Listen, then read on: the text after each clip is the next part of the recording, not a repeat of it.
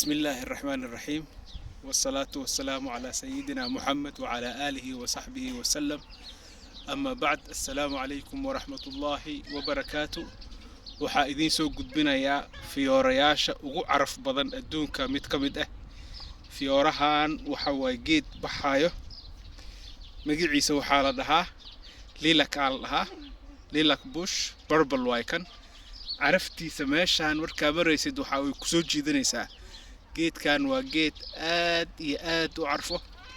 markii la rabo in la beerto, laantaasaa la soo goosanayaa.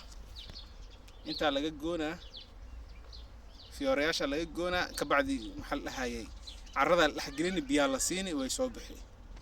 waxa way geedaha ugu caraf badan adduunka. guryaha lagu sharaxsadaa lagu beertaa lilac. والسلام عليكم ورحمة الله وبركاته.